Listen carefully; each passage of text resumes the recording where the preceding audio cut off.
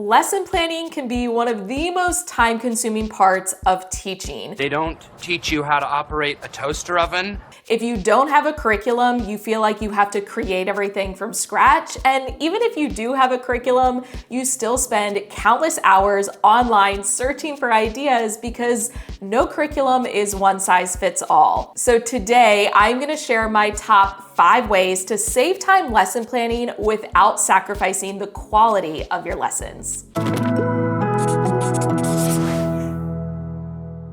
We're gonna jump right into it with number 1, use templates. I know this isn't revolutionary, you've heard it before, but I'm gonna ask you, are you actually maximizing your template use to save time? Here's the thing, sometimes just getting started is the hardest part, and having a template kind of gives you a jump off point. It makes that getting started much easier. Essentially, a template is just a structure that guides your work so you make sure you aren't forgetting anything. Personally, I love creating templates within Google programs like Google Slides, Google Docs, because it's very easy to make a copy, make a few changes, and you're good to go. Now, you probably already have a lesson planner, which is a form of a template, but you still have to go in and kind of customize it based on your schedule, the subjects you teach, or your overall teaching style. For this reason, I really love digital lesson planners because it is so much easier to just copy and paste rather than having to put stickers on each page or rewrite things again and again or print things and glue it on top of it. If you are interested in digital planning, I do have a set of digital planners I created with my friend Bridget on our website at teachingonthedouble.com/store. It'll take you right there. From there, you can select between Google Slides versions as well as tablet versions if you're wanting to use like an iPad and maybe a stylus in order to actually write your plans or convert your handwriting to text. There are so many amazing things you can do with digital planners, but that information will be down for you in the description box. In addition to your lesson planner, for templates, you should also be utilizing some sort of a unit overview. I created an entire video on how to make a unit overview, but it's essentially a one-stop shop for your unit with all of your objectives and materials and activities and even your lesson progression in one place. So when you sit down to lesson plan, you can reference that instead of feeling like you're pulling ideas from thin air. The link for that video will be down in the description box, as well as a free template I created for the unit overview that you can grab on my website. If you are someone that has to submit formal lesson plans, I suggest having a template and sticking to it. I do have a set of editable Google Docs templates for formal lesson plans that will be linked down below, as well as slides. I always love teaching from slides because it kept me on track and I made sure I didn't leave anything out when I was teaching the lesson. I do have a set of, this sounds so salesy, I'm trying not to be, but I truly just want to share these resources because I know how much time they saved me. I have a set of bright Google Slides templates. There are timers and a bunch of different formats and they're fully editable. Those will be linked down below as well. You can also extend the idea of having a template to worksheets that you're creating or tests and quizzes, exit tickets. If you assign homework, I know when I taught 4th grade, we had to assign homework and we had a template that we would just fill out with a few problems that students would complete over the course of a week. And it made it so much easier to prepare that week after week. Sometimes we'd even screenshot problems and just paste it right onto the Google slide. You also can have a set of templates for things like subplans that you don't need all the time, but when you need them, you don't want to spend a lot of time on them. Number 2 is to collaborate with others. I am here to tell you collaboration is the easiest way to take some of the workload off your plate and save time. Now, I will say collaboration requires a lot of trust. You have to trust that the people you're working with are gonna follow through with their responsibilities. And if you have different teaching styles, it may not always work out, but finding ways to collaborate as much as possible will make a huge difference. I will be completely transparent. I was a lone planner, meaning I planned by myself. You're not alone, sister. Until I got into 4th grade. And at that time, I suddenly felt like I was drowning. I didn't know the standards, I didn't know the curriculum, and it kind of forced me to rely on my teammates for help and to collaborate with them. And I quickly realized, why was I not doing this sooner? Because it made my life so much easier. I no longer was planning every subject for every day. Instead, I was maybe only planning one subject for the week, or I was planning for a week and then I had a week off. I bonded really closely with one of my team teachers, Lauren, and we both were teaching the same subjects. And those subjects varied from year to year. One year it was math, science, and social studies. The next year it was math and reading. And for example, when we taught math and reading, I would plan a week of math, she would plan a week of reading, and then we would alternate. That way, it was as equitable as it could be, because sometimes the reading plans were more intensive than the math plans, or vice versa. So it was a nice little change of pace for us. So we weren't always planning the same thing. It kept it fair, but it cut our responsibilities in half. Then when, COVID happened and everything went virtually, we actually started collaborating more as a 4th grade team. At the time, we had 5 teachers, so we split it up by days. One person would plan Monday, one person would plan Tuesday, Wednesday, Thursday, and Friday.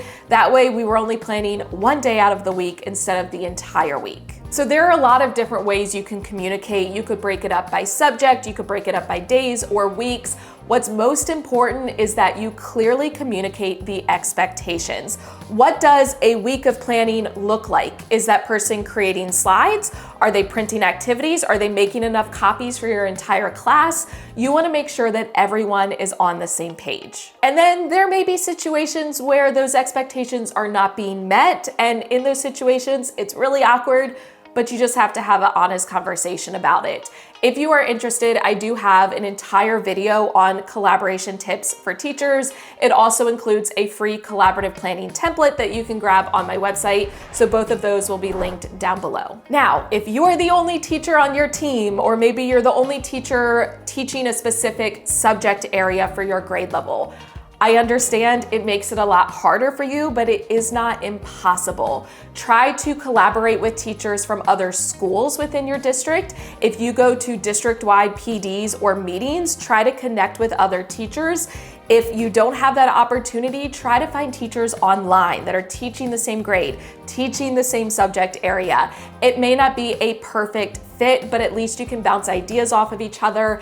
I do have a Facebook group called Team Teach, and it is open to teachers of any subject area, any grade level across the country, and even across the world. I think we have some international folks in there. So that is a great place to start if you're interested. It's free to join, and it's just a great community to surround yourself with. Number 3 is to batch your tasks. If you are new here, I promise this will not be the last time you hear me mention batching. I'm a huge fan. Batching just refers to doing the same task multiple times at once in order to get ahead. So for example, when you bake a batch of cookies, you are batching. You're not making the dough and baking it for one cookie, you're doing it for a dozen, or if you're like me, a few dozen at a time. Laundry is another great example of this. You don't wash each individual sock or shirt when you're done wearing it. You wait until you have an entire load of laundry and do it all at once, so that you only have to walk downstairs one time and load the washing machine one time. Funny story, I once used dishwashing packets in my washing machine for like an entire year without realizing it. I don't want to do your laundry anymore. It was fine, I lived to tell the tale, but check your packaging. So some of the benefits of batching, first of all, you're not switching between tasks, which saves you that setup time, that cleanup time. It makes it easier for your brain to focus because you kind of get into that flow. You know what I mean? Where just the words you're typing sound better, the things you're doing are more in line, versus when you first start a task, you're not warmed up yet. A great example of this within teaching would be making copies. It is much better to make a big batch of copies at one time, so you only have to wait for the copier to warm up once instead of doing it day after day after day. When it comes to your lesson planning and batching it, there's a few different ways you could do it. You could batch it by subject area, so you could plan a week or 2 weeks or even a month's worth of math plans all at one time, then repeat that for reading, writing, science, and so on. Or you could batch it by the type of activity. So for example, you could create all of the slides first, then you can make all of the copies, then you can do all of the laminating and cutting, and you could batch the tasks by where you need to be at the time. So things on my computer, I could do from anywhere. Making copies, I can only do at school. I already know what you're thinking. Watch this, I'm gonna read your mind. You're like, Michelle, I can't batch my lesson plans because I don't know what my students will need at that time, and I base my plans on their needs, which you should, that's what great teachers do. But lesson plans are fluid and they're constantly adapting. I'm not saying the plans you create will be set in stone. You're more so creating a plan, that's why it's in the name, and you can still deviate if and when needed. But when you deviate, it will be much easier to create just one little supplemental activity versus trying to create your entire week of plans. When I first started batching, I think the biggest challenge I faced was getting ahead enough that I could actually batch. So for example, I can't batch a week's worth of copies if I don't yet know what I need. I don't know what copies I need, I can't copy them, and it's like I could never catch up. I was always just keeping my head above water. And I will say, when you first transition to batching, you may have to take a weekend or a couple of nights in the week when you weren't previously working in order to get ahead. But trust me, it is worth it. Once you get ahead and you can create this routine for yourself, it becomes so much easier to maintain. I already mentioned that I collaborated with my team teacher, so I was only planning one subject's worth of lessons at a time. So I would break it up by activities. I would create the slides one day and I would make the copies another day. And those days corresponded to the days of the week. So on Mondays, I knew exactly what I needed to do. And Tuesdays, I knew exactly what I needed to do, and so on. If you are interested in more information on batching, Bridget and I actually have a full podcast episode on our podcast, Teaching to the Top. It's episode 147 and it's titled Batching 101, the best way to maximize your time. You can listen to that episode and get some more information there. Number 4 is to repurpose your materials and activities. Can I just say, there is nothing worse than spending an hour or more creating an activity that your students spend 5 minutes doing. It's just defeating. So I recommend, as much as you can, try to find ways to use the same materials and the same activities again and again, so you're not always recreating the wheel. Here's an example of that. I created a game called Trasketball. It's very simple. Students answer questions. When they get it correct, they get to shoot a ball into a trash can. I created a game template and my students would play Trasketball multiple times throughout the year. They never got tired of it because the content was always changing, but I didn't have to reteach rules for the game over and over again because once I taught it once, they knew how to play and I already had the template ready to go. So all I had to do was change out the questions and answers. Here's an example of what that could look like for you. If you utilize anchor charts and notes for your students to reference, you could create the anchor chart together with your students digitally on your computer. From there, you can print out the anchor chart poster size and display it in your classroom, but you can also print mini versions of that exact same anchor chart and have students glue it in a notebook. That way, you had the activity of creating it together, you have your anchor chart already done, you don't have to spend time recreating it, and you also now have notes pages for your students that they'll actually use because they created it with you and they're familiar with it and they're not just being given some random sheets of notes that they've never seen before. I actually have a series of videos all about creating digital anchor charts and different ways to print them and use them. Those videos will all be linked for you down in the description box. Another example of this would be printing vocabulary cards. Maybe you display these vocabulary cards on a bulletin board and you use like a pocket chart. That way it's really easy to put them in and take them out rather than like stapling them to the bulletin board. Then not only are students able to see them displayed, but you can take them out and students can play a memory game with them, or they can play spoons, which if you've never played spoons, you're missing out. It's a lot of fun. That way you're kind of getting a bigger bang for your buck, if you will, and you're creating one activity, but then reusing it multiple ways. It might also be helpful for you to keep a list of what I'm gonna call go-to activities. So games and activities that can be used for any subject area or any skill. Good game! That way, when you need ideas, you can just reference that list. I talk more about this in my book, First Class Teaching. The links for that will be down below. It is available for pre-order, or if you're watching this video after the fact, you can grab it and have it shipped to you right away. And finally, number 5 is to work smarter, not harder. As teachers, we just need to accept that sometimes good enough is good enough. Things don't have to be perfect. They don't always have to be above and beyond.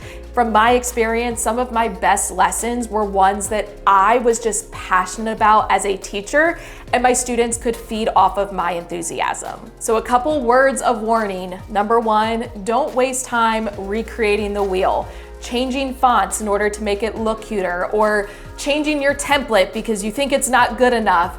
Just pick something and stick with it. Your students aren't gonna notice the fonts. It's not worth your time. It would be better spent trying to get ahead in your planning, try to get batching done so that it takes some of the stress off of you, and when you're teaching the lesson, you can be fully present with your students. Also, there is no shame in using pre-made lessons or activities.